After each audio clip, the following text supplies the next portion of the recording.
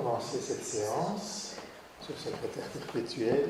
Mesdames, Messieurs, chers amis, c'est un vrai plaisir de vous accueillir cet après-midi sur un sujet de recherche qui nous anime depuis pratiquement une quinzaine d'années maintenant et qui traite de la différence sexuelle dans l'inflammation. Sujet vaste, pas simple, et qui, en fait, cependant, sur le plan épidémiologique, sur le plan des faits, est extrêmement évident lorsqu'on analyse les statistiques mondiales sur le sujet.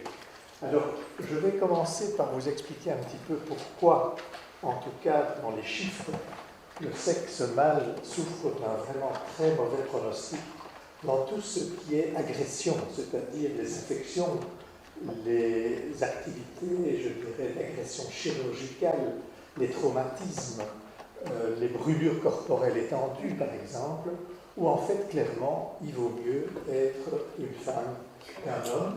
Et ceci, je dirais, depuis la naissance, et même avant la naissance, parce que ça peut déjà être évident chez le prématuré et même chez le fœtus, et cela jusqu'à un âge très avancé, puisque les personnes extrêmement âgées sont aussi davantage protégées quand elles sont femmes qu'hommes. Et d'ailleurs, il ne vous est pas apparu que les seniorités, comme on dit, ou les EHPAD, comme on dit en France, sont pleins de personnes âgées qui sont plutôt des femmes que des hommes, les hommes ayant disparu plus tôt, probablement d'ailleurs en raison principalement de ce dont on va parler aujourd'hui. Alors, quand on parle évidemment de différences sexuelles, pendant très longtemps on n'a parlé que d'hormones pratiquement, et donc ce sera le professeur Nicolas Lefebvre qui évoquera les différentes possibilités. J'ai les professeurs de pédiatrie à l'ULB.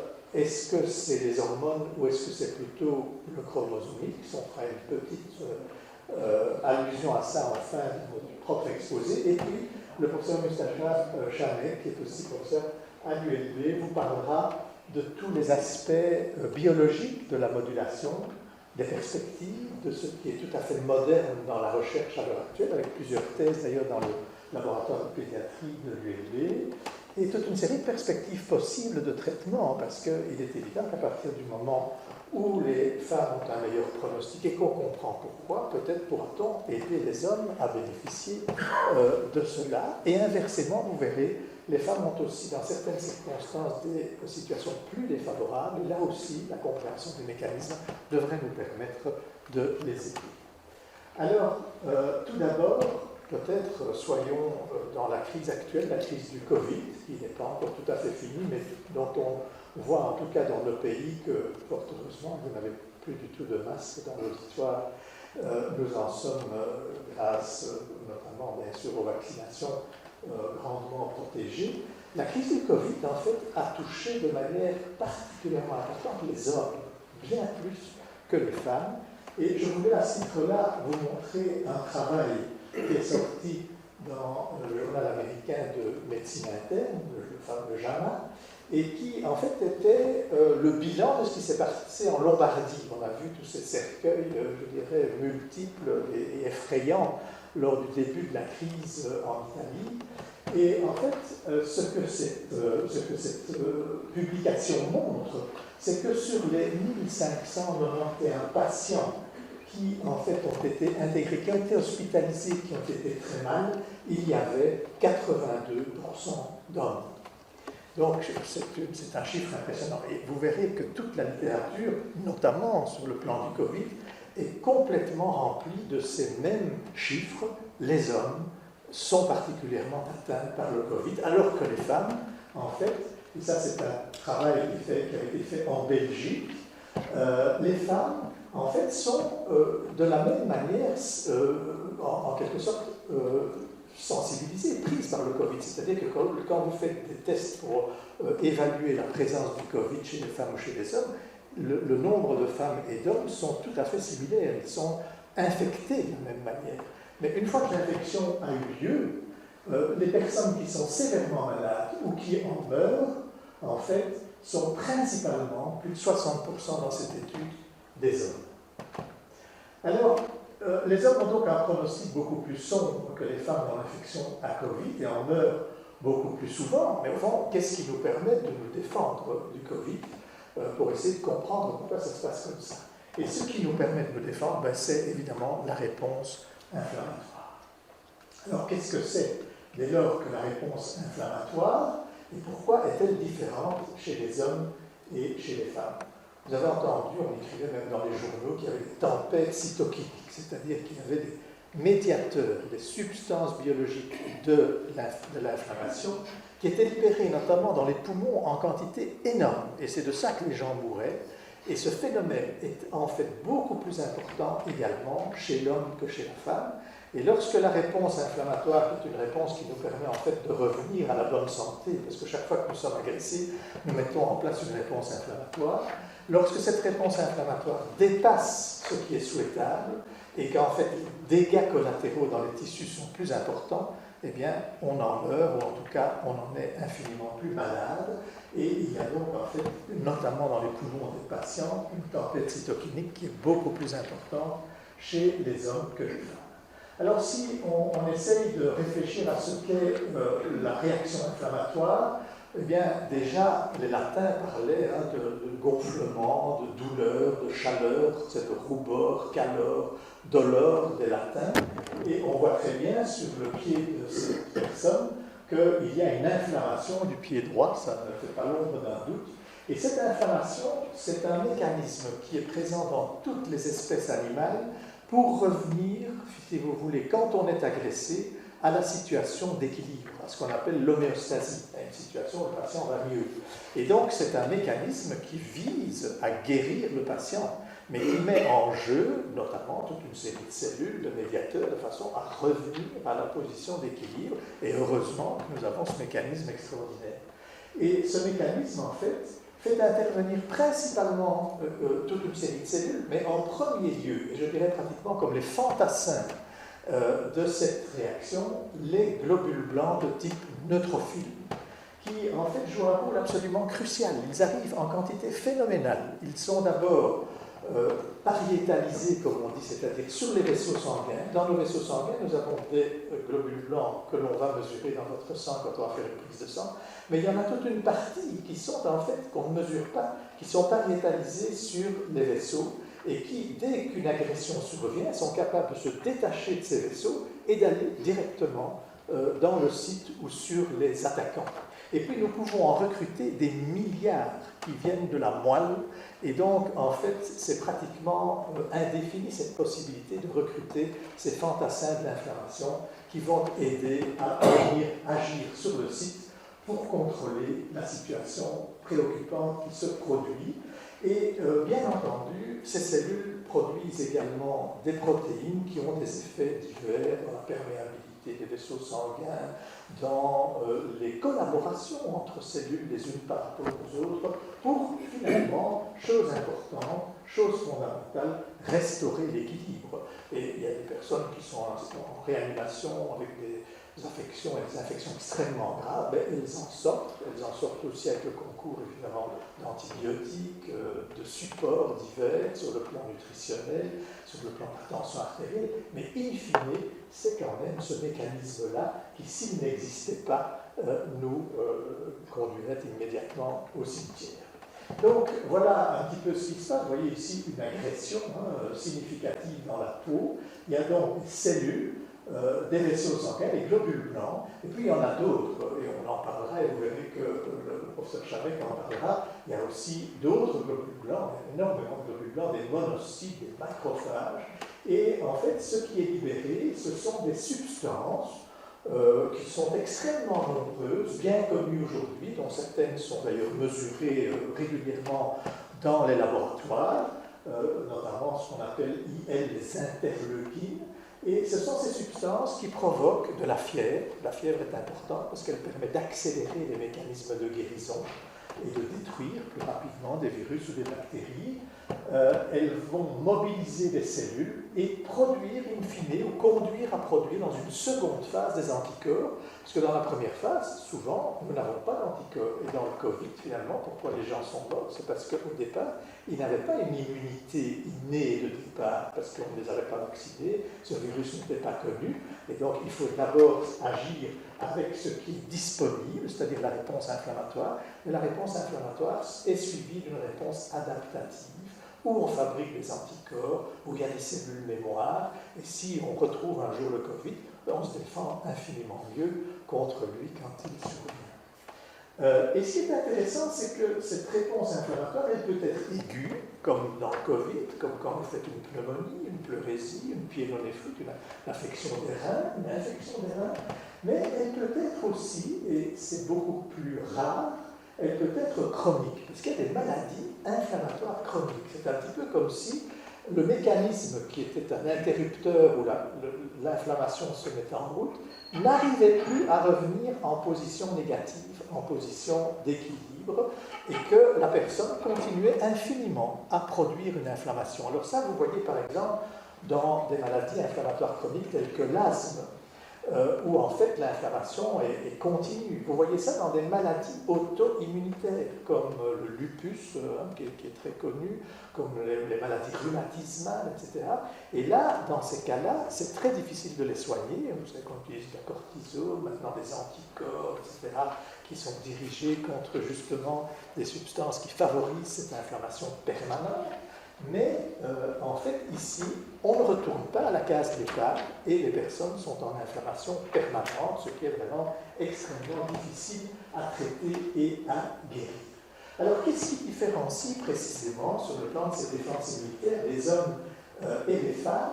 Eh bien, on connaît depuis longtemps le fait que les femmes ont des réactions inflammatoires beaucoup plus importantes que les hommes. Et ça, c'est connu depuis assez longtemps. Quand je dis assez longtemps, c'est le début des années 2000. En fait, entre 1995 et 2005, on voit sortir toute une série de publications qui disent que les femmes sont plus immunoréactives que les hommes, ont une plus grande résistance aux infections, et le pronostic d'une infection ou d'une inflammation sévère est meilleur chez la femme que chez l'homme. Et il y a des publications qui montrent que c'est aussi vrai chez les enfants. Et évidemment, les enfants n'ont pas beaucoup d'hormones, en tout cas sexuelles, quand ils sont prépubères, et quand ils sont tout petits, ils ont vraiment des quantités infinitésimales de ces hormones. Alors, en fait, on a produit dans les années 2013 une très grosse revue qui est parue dans Biology of Sex Difference, qui reprenait en fait l'ensemble de la littérature dans le domaine des maladies respiratoires. Les maladies infectieuses respiratoires sont parmi les plus importantes auxquelles l'espèce humaine fait face. Et il était intéressant de voir un petit peu toute la littérature. Et là, on est quand même frappé, je m'excuse pour les chiffres qui sont un peu petits, mais il y a en fait des situations qui touchent des enfants prématurés, des nouveau-nés, des enfants, des adultes, des vieillards et même des animaux, qui montrent en fait dans toutes les affections respiratoires possibles que le pronostic est d'une manière tout à fait significative est beaucoup moins bon chez les hommes que chez les femmes dans le sexe masculin. Et ça peut être sur des quantités de personnes dans certaines études énormes, 500 000, ou bien vous avez sur les sepsis, c'est-à-dire les infections du sang sévères chez l'enfant, 1 500 000 enfants dans une étude américaine, vous avez systématiquement ce mauvais pronostic chez les hommes. Et je vais vous montrer ça dans 3 publications qui vous montrent que c'est vrai à tous les âges de la vie.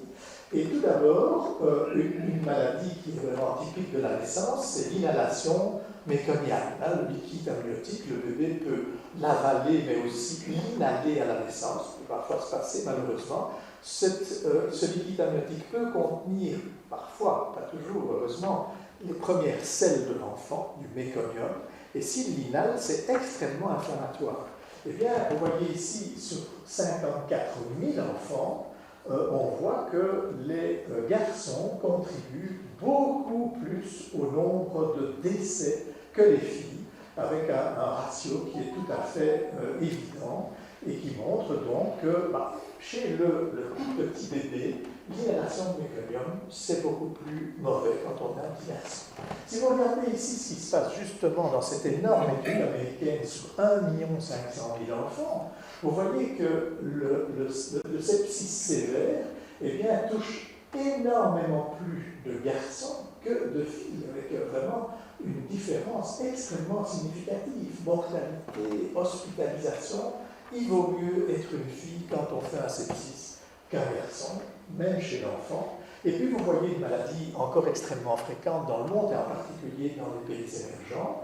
Vous voyez que la tuberculose, en Belgique on a encore plus ou moins 1500 cas par an, mais ici, sur une série quand même de 7000 patients atteints de tuberculose, non seulement les mâles sont plus souvent atteints, vous voyez ici c'est le double, pratiquement, mais vous voyez aussi que sur le plan du ratio, en termes de guérison, en termes d'évolution, encore une fois, il vaut mieux être une femme qu'un homme. Donc, finalement, on se rend compte que tout ça est vrai, comme je vous le disais, pour les poumons, mais c'est vrai dans les unités de soins intensifs. C'est vrai aussi si vous regardez d'autres affections, les méningites bactériennes, c'est vraiment spectaculaire, elles sont beaucoup plus sévères aussi chez les hommes que chez les femmes. Et puis, en fait, même chez l'animal, même chez cette petite souris, on voit en fait que les souris femelles réagissent beaucoup mieux. Et quand on discute d'ailleurs avec les gens qui s'occupent d'animalerie dans les hôpitaux, dans les laboratoires, et qu'on leur dit au fond, est-ce que vous avez une mortalité plus grande dans les femelles que les mâles? Ils vous disent, écoutez, pour des raisons économiques, on achète en général que les femelles, parce que les mâles, ils meurent avant. Alors, en fait, le processus inflammatoire serait donc plus efficient dans le sexe féminin, permettant de revenir plus rapidement à l'équilibre. Mais alors, qu'est-ce qui se passe quand l'inflammation est chronique? Quand l'inflammation est chronique, quand le mécanisme est tel que l'interrupteur est en position on tout le temps, eh bien, les dégâts collatéraux sont beaucoup plus importants dans ce cas. Et donc, les femmes qui ont une inflammation plus importante, dans les maladies inflammatoires chroniques, elles ont un plus mauvais pronostic. Et moi, ça m'avait fort frappé, m'occupant de mucoviscidose, de voir des études nombreuses qui disaient les enfants mucoses, si ce sont des filles, elles meurent 3 ans avant les garçons. Dans l'asthme grave, qui représente quand même 5 à 10% des patients asthmatiques, il y a 5 fois plus de femmes que d'hommes. Et si on prend des maladies auto-immunes, là c'est spectaculaire. Le lupus, par exemple, il y a 9 femmes pour un homme dans le lupus érythémateux disséminé. Donc en fait, quand on a affaire à une maladie inflammatoire chronique, on voit beaucoup plus de femmes qui ont un mauvais pronostic à cause des dégâts collatéraux que leur inflammation provoque dans les tissus. Et ça, c'est extrêmement intéressant, mais ce sont des maladies beaucoup moins fréquentes qu'on voit beaucoup plus maintenant parce que la durée de vie est plus grande. Parce qu'auparavant, l'espérance moyenne de vie, très longtemps, n'a été que de 35 ans. À ce moment-là, des maladies auto-immunes, on n'en voyait pratiquement pas. Les asthmatiques graves, on en voyait très peu. Ces maladies se sont davantage répandues et ont eu beaucoup plus d'importance avec le vieillissement de la population, en se disant que, évidemment, on peut se poser la question de savoir pourquoi il y a cet avantage chez les femmes par rapport aux hommes. Et une des hypothèses qu'on peut évidemment émettre, c'est une protection de la grossesse, comme on sait que la plupart du temps, quand il y a une fausse couche ou un avortement spontané, c'est parce qu'il y a une infection montante, une inflammation, et qu'on peut imaginer qu'il y ait une sélection au niveau des femmes de celles qui, en fait, se défendaient davantage pour protéger la grossesse. Donc les maladies aiguës et chroniques sont une image en miroir, et je vous montre ici, au contraire, des maladies essentiellement chroniques à tous les âges de la vie. Vous voyez par exemple des maladies inflammatoires chroniques chez les enfants, de l'asthme sévère, plus de 2600 patients, des pathologies chroniques que l'on voit notamment chez les fumeurs, la bronchite chronique obstructive du fumeur, qui maintenant atteint beaucoup de femmes, parce que les femmes ont fumé après les hommes et maintenant sont très nombreuses à beaucoup fumer. Eh bien, les bronchites chroniques obstructives chez les femmes sont beaucoup plus graves que chez les hommes. Elles ont une mortalité beaucoup plus grande que les hommes.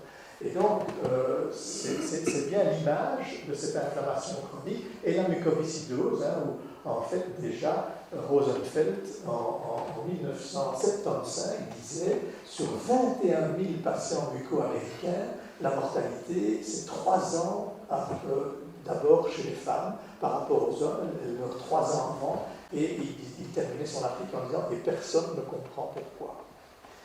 1975. Et donc ici aussi, clairement, les femmes ont un plus mauvais pronostic dans les processus inflammatoires chroniques, en raison précisément de cette inflammation plus importante. Je vous donne aussi 3 images à des âges très différents. Voilà l'article, juste un des articles de Rosenfeld, c'était en 1997, sur Gender Gap in Cystic Fibrosis Mortality. Les femmes ont 60% plus de malchance, je dirais, de mourir que les hommes. Les risques aussi chez les personnes qui souffrent d'asthme, là encore, les femmes ont un asthme beaucoup plus grave que les garçons. Et enfin, ici, et ça c'est de plus en plus démontré dans la littérature internationale, tout le temps des articles qui sortent sur ce sujet-là, les femmes qui fument font en fait ont un beaucoup plus mauvais pronostic et meurent beaucoup plus que les hommes. Alors, ce qui est intéressant, c'est donc de se dire que maladie inflammatoire aiguë, pronostic meilleur chez la femme, maladie inflammatoire chronique, maladie plus grave chez les femmes, mais avec un beaucoup moins grand nombre de personnes.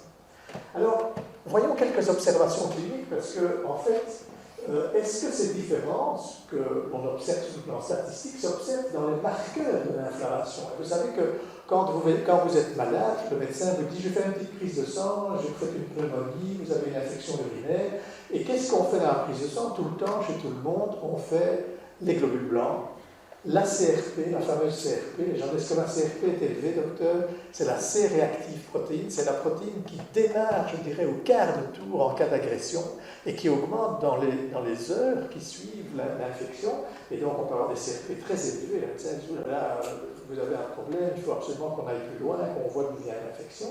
Donc, les globules blancs, la CRP, et puis la fameuse vitesse de sédimentation, qui est le fait de voir en fait les globules rouges descendre dans le tube, on le met au frigo, on le voit descendre, et la vitesse de sédimentation normale dans le tube des globules rouges, c'est plus ou moins 10 mm en 1 heure. Si après 1 heure on regarde et qu'il n'y a que 1 cm de descente, ben c'est très bien, vous n'êtes pas très en grosse inflammation. Par contre, si vous avez 60 mm, 6 cm de descente, vous avez une vitesse de sédimentation très élevée, en général parce que vous produisez des protéines et parce qu'il y a aussi, dans une seconde phase, des anticorps qui vont s'accumuler. Donc, on peut se dire, au fond, ce qu'on voit chez les petits garçons, chez les petites filles, chez les femmes, chez les hommes, est-ce que ça se mesure aussi par des paramètres qu'on mesure tout le temps dans le sang des patients lorsqu'ils vont à l'hôpital?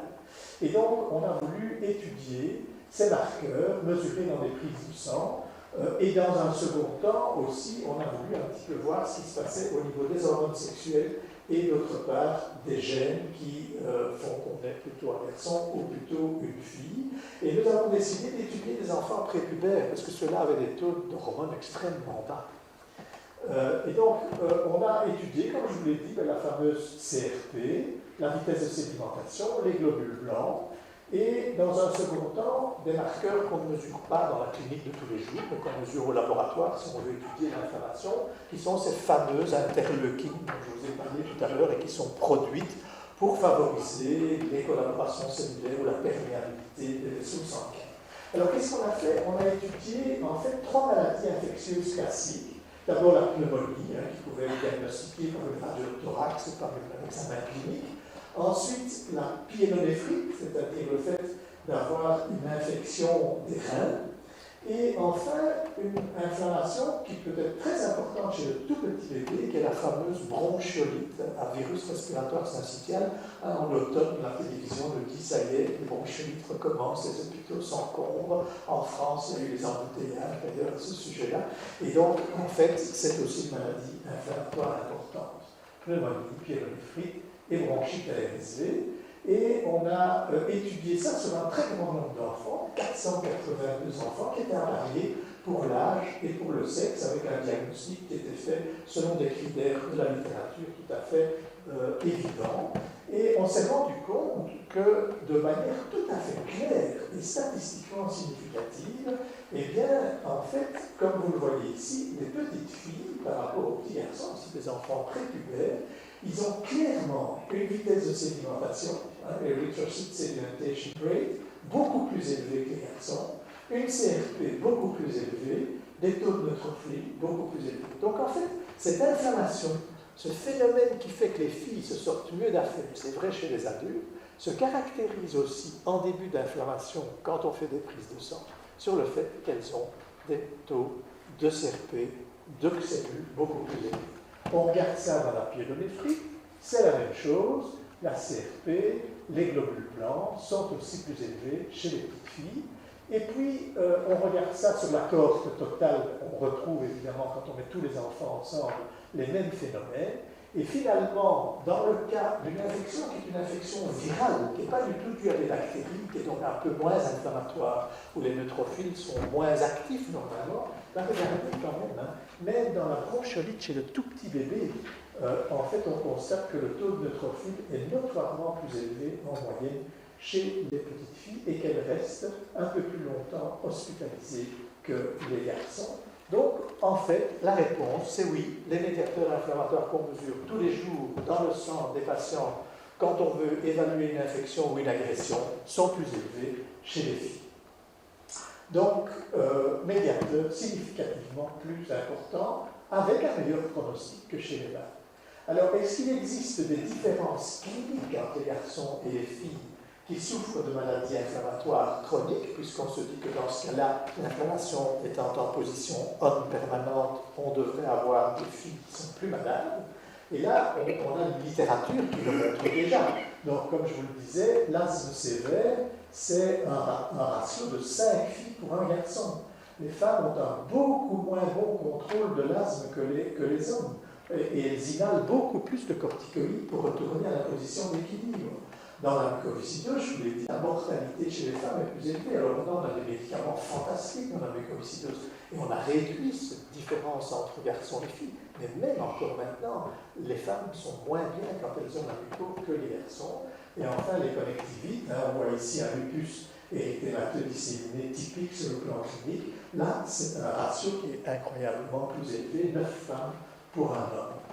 Et donc, ce qu'on a voulu faire dans ce cas-là, c'est étudier en fait 3 maladies chez les enfants. On a étudié l'asthme, la mucoviscidose et une maladie qui est considérée aujourd'hui comme une des maladies les plus inflammatoires et qu'on voit beaucoup en Belgique parce que nous avons un passé important avec l'Afrique.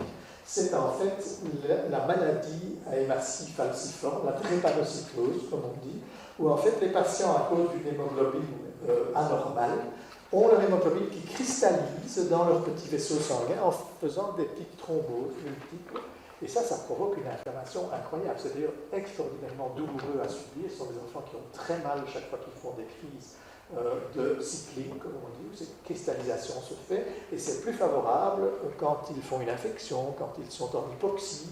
Donc on essaie, quand on les anesthésie, de les maintenir en oxygénation parfaite. On essaie d'éviter qu'ils fassent des infections, les vaccinons. Et donc on a essayé d'étudier ces 3 maladies dans 3 groupes d'enfants. Et voilà un premier groupe d'enfants qui sont des asthmatiques sévères. Et on voit en fait que quand on regarde les doses de cortisone qui sont utilisées chez les filles par rapport aux garçons, on voit qu'il faut utiliser beaucoup plus de cortisone pour arriver à ce que les filles soient cliniquement bien, qu'il faut qu'elles soient hospitalisées plus longtemps que les garçons, et qu'encore une fois, même dans l'asthme, leur taux de neutrophiles, leur taux de cellules blanches est plus élevé que les garçons. Alors quand on regarde dans la mucoviscidose, on a les mêmes caractéristiques. On voit d'abord que l'inflammation avant 2 ans, le nombre d'épisodes infectieux avant 2 ans chez les petites filles muco est beaucoup plus élevé que chez les petits garçons. On voit d'autre part que leurs taux de globules blancs et de neutrophiles sont aussi très rapidement, même avant 5 ans, beaucoup plus élevés. Et qu'enfin, elles s'infectent plus souvent par ce germe extrêmement préoccupant qu'est le pseudomonas, qui détruit les poumons des patients mucaux. Les petites filles sont plus souvent infectées par le pseudomonas. Toute une série d'éléments qui montrent que leur inflammation est plus forte et que probablement leur mortalité est plus grande et leur morbidité, comme on dit, c'est-à-dire le fait d'avoir beaucoup plus de complications, est en fait grandement inhérente à ce phénomène inflammatoire. Et enfin, dans l'anémie hématie falciforme, donc ces situations où les vaisseaux sanguins sont remplis de petits caillots cristallisés, et bien là aussi, on voit que le total de crise depuis le diagnostic est beaucoup plus élevé chez les filles. Et ces filles font des complications plus graves, notamment ce qu'on appelle l'acute chest syndrome, c'est-à-dire une atteinte pulmonaire avec une infection et une cristallisation et une sorte, en quelque sorte, d'embolie pulmonaire un peu généralisée. Et bien là aussi, on voit que c'est beaucoup plus fréquent, en fait, chez les filles que chez les garçons. Donc, les maladies inflammatoires chroniques, moins nombreuses que les autres, sont plus sévères chez les filles. Et ces données sont notamment bien démontrées dans toute la littérature par le fait que dans la bronchite chronique obstructive du fumeur, eh bien, voilà encore un article qui montre de manière tout à fait claire que c'est beaucoup plus mauvais, beaucoup plus dangereux quand on est une femme. Donc on pourrait imaginer, si on comprend pourquoi, que les algorithmes de traitement soient adaptés à l'âge et au sexe. Alors comment est-ce qu'on explique les différences entre hommes et femmes? Évidemment, le plus souvent, on parle des hormones quand on se dit qu'il y a des différences, et donc on a étudié le chromosome X que beaucoup plus tardivement. Or, il faut bien se dire que pour expliquer ces différences, c'est quand même difficile de le faire quand on a des différences qui sont présentes chez le prématuré et chez le grand vieillard. Parce que les quantités d'hormones, y compris chez les femmes au cours de la vie, chez le prématuré, le petit enfant, le taux extrêmement bas, puis il y a la puberté, les taux augmentent, mais même pendant un cycle de la femme, les taux d'hormones changent d'une manière extrêmement importante. Et puis il y a des femmes qui prennent des contraceptifs, et puis il y a des femmes évidemment qui vont faire leur ménopause. Après la ménopause, elles peuvent être supplémentées en hormones, mais elles peuvent aussi rester avec un taux d'hormones beaucoup plus bas. Donc on a un peu de mal à imaginer qu'avec une telle variabilité des taux d'œstrogènes notamment, on puisse expliquer quelque chose qui est valable depuis le prématuré jusqu'au grand vieillard. Et c'est intéressant de montrer, il n'y a plus beaucoup d'études, que les hormones peuvent faire varier la réponse inflammatoire, mais c'est plutôt à la marge. Ce n'est pas le phénomène fondamental qui véritablement agit sur cette réponse inflammatoire depuis le prématuré jusqu'au grand vieillard. Donc, bien sûr, les différences sont tout à fait notables entre les âges, mais aussi chez la femme elle-même, durant son cycle, durant les traitements, durant la grossesse aussi, bien entendu. Et cependant, elle reste caractérisée par cette inflammation plus importante dans les situations aiguës. Alors, il y a un phénomène extrêmement intéressant, une étude extrêmement intéressante qui a été faite, que j'essaie de vous expliquer ici, c'est vraiment assez remarquable. Vous avez en fait, au cours de la vie fœtale, eh bien, le sexe qui est déterminé, c'est le sexe féminin. Donc en fait, quand un fœtus se différencie progressivement, c'est d'abord le sexe féminin qui se développe. Et puis, en fait, ce qui se passe, c'est que le chromosome Y va en fait porter un gène qui va faire évoluer, qui va faire se résoudre en quelque sorte les ébauches féminines et qui va favoriser le développement du pénis, des testicules et de tout l'appareil génital mâle. Donc c'est un gène qui est sur le chromosome Y qui détermine le développement d'un petit garçon plutôt que d'une petite fille. Et il existe des petites souris qui ont pu être mutées de façon à ne plus avoir ce gène. Si vous supprimez le gène qui vous transforme une petite fille en petit garçon, eh bien, vous allez avoir des petits garçons XY, mais qui auront l'apparence complète d'une femme, puisqu'en fait, ils n'ont pas eu la transformation logique qui se fait grâce à ce gène d'une petite fille en un petit garçon. Donc, vous pouvez avoir des petites souris qui, en fait, sont pour l'une XX et pour l'autre XY, mais négatifs pour le gène qui transforme en garçon. Et dans ce cas-là, ces petites souris-là sont tout à fait semblables à des petites souris femelles. Elles ont développé des ovaires, un utérus, tout simplement parce qu'elles n'avaient pas le gène qui allait normalement, comme dans toutes les espèces d'animaux, les transformer en mâles. Si vous enlevez maintenant les gonades, c'est-à-dire si vous enlevez les ovaires à ces deux souris, la seule chose qui les différencie encore, c'est que celles-ci ont un seul X et un Y, et les autres deux X. Eh bien, il est intéressant de voir qu'en fait, ces souris-là répondent comme des mâles, alors que ces souris-là répondent comme des femelles. Et donc, ici, il n'y a plus d'hormones femelles. C'est plus du tout forcément une question d'hormones, puisque c'est essentiellement lié au chromosome sexuel. Et donc, cet élément-là est extrêmement intéressant. Et nous avons travaillé dans les études que vous montrera Nicolas sur des variations du nombre de chromosomes X. On a pu montrer en fait notamment que quand on a certaines malformations génétiques qui sont le fait par exemple d'être X0, quand vous êtes X0, vous avez un syndrome de Turner, eh bien vous n'avez qu'un seul X sur les deux, mais vous êtes une petite fille, vous êtes développée comme une petite fille, mais vous êtes finalement sur le plan du nombre de X, comme un petit garçon. Et si vous avez un syndrome de Klinefelter où vous avez deux X et un Y, vous avez une structure, et comme on dit un phénotype, vous apparaissez comme un garçon. Mais finalement, vous avez deux X, et donc sur le plan génétique, vous êtes comme une fille. Eh bien, en fait, c'est intéressant de voir qu'en fonction du nombre de X, vous avez une réponse qui va être directement dépendante, en quelque sorte, de ce nombre de X, et qui va faire que quand vous n'en avez qu'un, vous répondez comme un mâle, et quand vous en avez deux, vous répondez comme une femelle.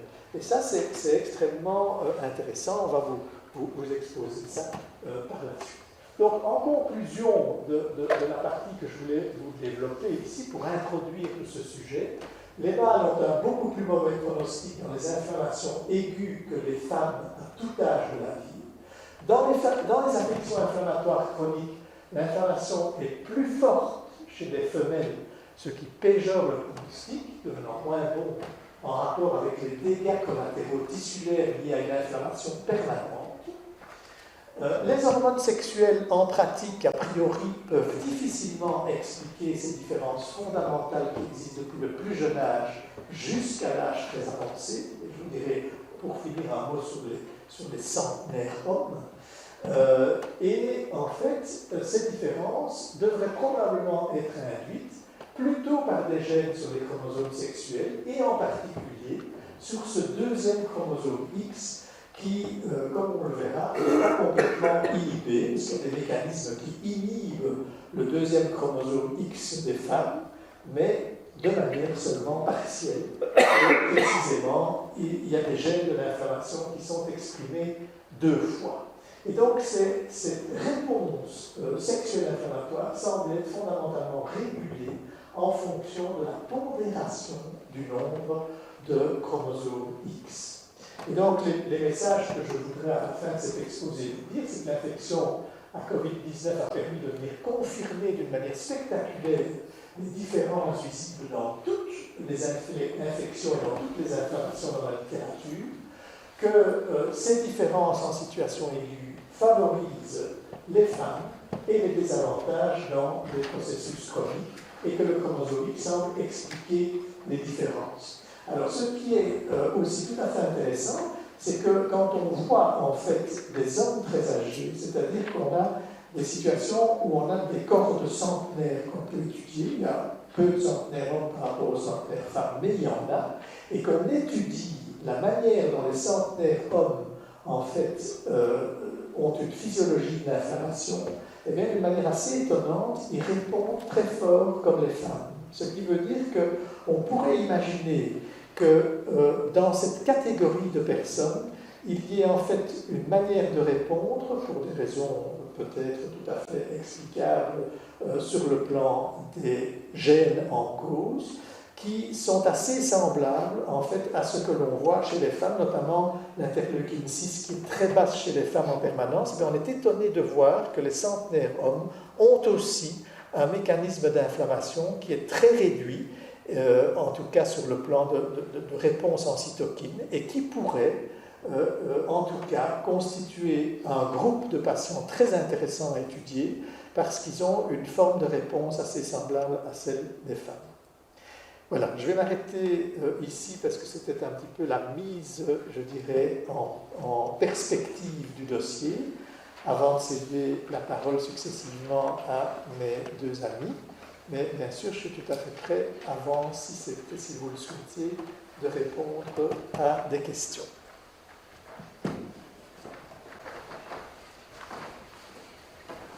Bonjour.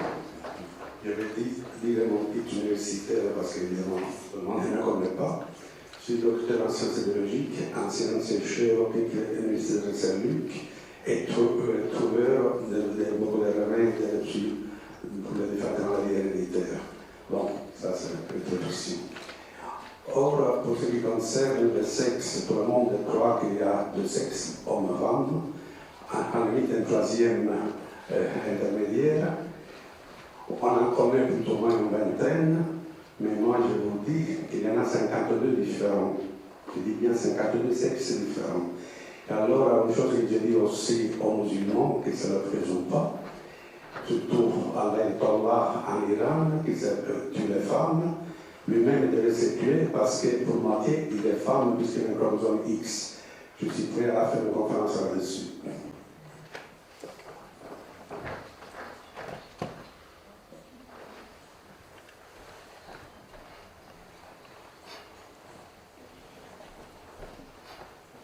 Merci bien, Georges, pour cette bonne mise au point. Je ne sais pas si c'est maintenant que je puis faire un commentaire à ce propos, mais quand même, on connaît bien les hormones, un peu moins bien l'immunologie et les mécanismes fins génétiques, mais j'avais été très intéressé il y a quelque temps par un article, je n'ai pas suivi, mais qui disait qu'en réalité, en ce qui concerne en tout cas les chromosomes non sexuels, ce n'est pas un chromosome de la paire ou l'autre qui est actif, mais que ce sont des gènes sur chacun des chromosomes, et qu'en réalité, le gène correspondant sur l'autre chromosome est inhibé. Donc ce n'est pas un tout. Et alors je ne sais pas si c'est la même chose pour le chromosome X et Y, mais bien entendu, les hommes ont aussi un chromosome X. Alors, ce n'est pas le chromosome X, rien que tel quel qui peut être en cause. Peut-être est-ce des gènes qui ne se trouvent pas, dont il n'y a pas de correspondance sur le gène Y, mais sur le gène X qui sont en cause. Ça, je comprendrais. Maintenant, malheureusement, on a toujours tendance, lorsqu'on parle de discordance entre les hommes et les femmes, à considérer l'effet positif plutôt des hormones féminines par rapport aux masculines. Or, dans tout ce que je sais, en particulier pour l'inflammation et les mécanismes, disons, artériels, les œstrogènes sont favorables, ils induisent une meilleure vasodilatation, plus de sécrétion de NO, ils sont favorables, tandis que les androgènes contrecarrent ces effets bénéfices des œstrogènes. Alors peut-être faut-il plutôt voir, non pas l'influence des œstrogènes, mais l'influence négative de la testostérone. Alors je crois qu'en immunologie, il y a des mécanismes qui s'expliquent par une sorte d'imprinting, et que, éventuellement, des événements qui ont lieu plus tôt, pendant la vie intra-utérine, éventuellement plus tard, peuvent, alors qu'ils ne sont plus directement présents, continuer à avoir une influence. Ou bien je me trompe, mais je voudrais rappeler que tous les fœtus sont exposés à des quantités considérables d'œstrogènes pendant toute la grossesse. Et l'œstrogène, c'est des petites molécules, ça passe dans la circulation fœtale. Alors, ce qu'il y a en plus, chez le garçon à tout le moins, pendant la période postnatale précoce, pendant environ 6 mois, il y a une sécrétion relativement considérable de testostérone. Alors, il serait très intéressant de voir en pédiatrie, en néonatologie, les différences éventuelles à ce moment-là par rapport aux hormones. Alors le dernier point que je voulais aussi signaler, c'est qu'en fait, la femme a des mécanismes tout particuliers au point de vue immunologique, parce qu'elle est obligée, entre guillemets, de tolérer pendant la grossesse une greffe, je crois qu'on dit hétérologue, ou en moitié hétérologue, et que cela implique des processus immunologiques, tout particulièrement au niveau de l'utérus, au niveau du trophoblast, et que, si je me trompe, il y a production d'anticorps protecteurs et qui interviennent dans le mécanisme de non-rejet de la greffe. Alors peut-être que c'est aussi de ce côté-là qu'il faut chercher. Finalement, tout est d'origine génétique, y compris la sécrétion d'hormones. Voilà, je ne sais pas si l'un ou l'autre aura des commentaires à faire à ce propos, ou à apporter des réponses. Merci bien. Merci. Peut-être un point par rapport au chromosome X. C'est clair qu'en fait, l'inhibition chez une fille du chromosome X est au début aléatoire, mais elle peut, au sein d'un même organe, en fait, se faire d'une manière privilégiée, par exemple sur le X du père ou sur le X de la mère. Et donc on peut avoir, parce que ça peut être intéressant d'avoir des gènes du X de la mère qui seraient plus judicieux, je dirais, sur le plan des défenses par rapport au rein ou par rapport au foie. Il est particulier de constater qu'on peut avoir chez une même femme, par exemple, dans un organe une inhibition qui s'est faite de manière préférentielle sur le X du père, alors que dans un autre organe, le rein ou le foie, on peut avoir une inhibition qui s'est faite sur le X de la mère. Et donc, on voit qu'il peut y avoir donc en quelque sorte une sélection génétique qui se fait sur l'intérêt d'avoir certains gènes portés par le chromosome X en fonction de l'avantage que cela peut susciter à l'intérieur d'un même organe. Donc c'est en fait extraordinairement complexe. Le deuxième point par rapport aux hormones, je pense que, en tout cas, dans la littérature telle qu'on la voit aujourd'hui, on a vraiment l'impression, en tout cas, que les hormones, si elles jouent assurément un rôle sur l'inflammation, sont en fait davantage à la marge que des aspects génétiques. Et en particulier, l'exemple cité sur le fait que le bébé est évidemment plongé dans des quantités d'hormones extrêmement importantes, qu'il en produit lui-même à la naissance, c'est un peu ce qu'on voit à d'autres âges de la vie, où les fluctuations de ces taux d'hormones, que ce soit des androgènes ou des œstrogènes, finalement ne modifient pas véritablement ce que nous voyons comme réponse unanime au cours du temps par rapport à l'inflammation, soit dans les processus aigus, soit dans les processus chroniques. Il doit y avoir autre chose que les hormones. Vous vouliez dire quelque chose ?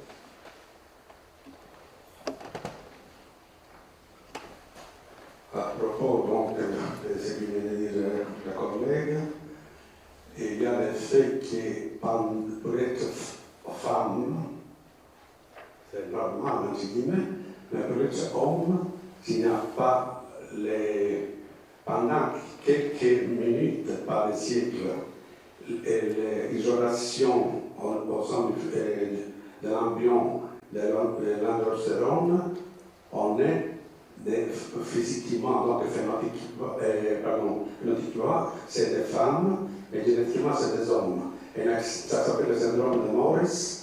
Des exemples que connus, c'est Kim Novak, c'est une jolie femme, mais elle est homme génétiquement parlant.